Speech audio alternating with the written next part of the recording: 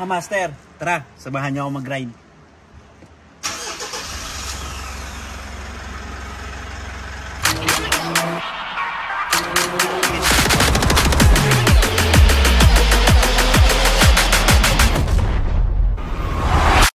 Good day mga kamaster. Ayan yung first charge natin sa e-bike natin na ERVS2. So ayan, nilobat ko talaga 44 volts. So ayan, 66 odo.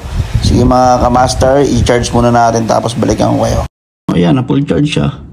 54 volts, no?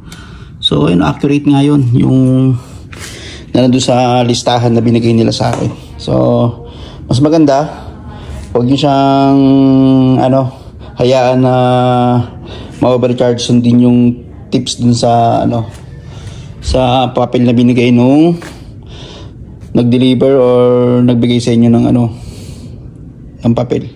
Ito nga mga kamaster, no? Nandun namin si Ate Atina. So ayan, nakita nyo naman, apat kami nasa sa e-bike. So bibigay ko sa inyo yung mga top speed niya sa low, medium, and high. Sige mga kamaster. Opo. Sundo namin si ate. Sundo.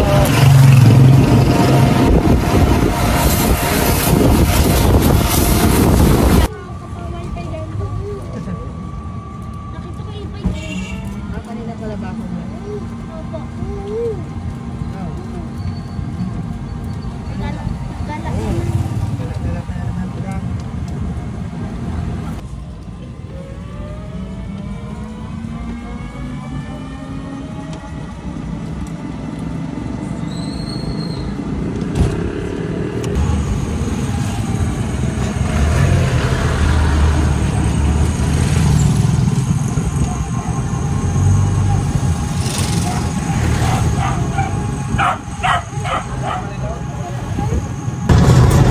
Mga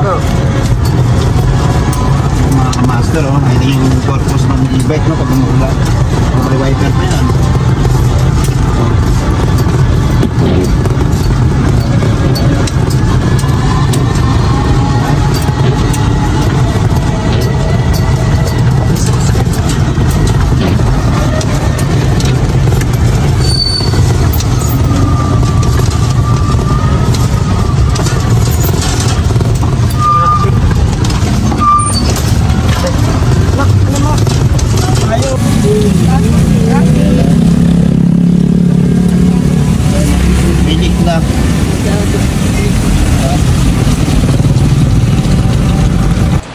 Ayan, no?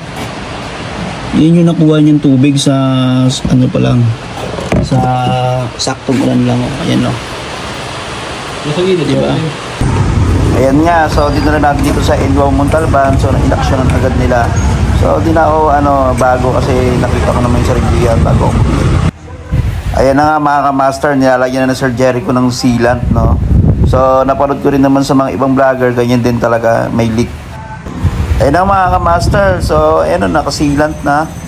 So free yan mga master, no? Free yung service nila na yan, walang bayad yan. So kayo na bahala kung magbibigay kayo ng tip, pero yan, free yan mga kamaster, no? Ang lupit ng Enwao. So ayun mga kamaster, no? Second charge nyo na. So 112. So 50k odo rin na nadagdag yung sa first charge ko. So ayan, i-charge ulit namin. Sige na, saksak mo. Sige, saksak mo na. Ayan, no, charge ko siya ng 46. Di ko na siya pinaabot ng 45, no? So, ayan. Nag-charge na siya.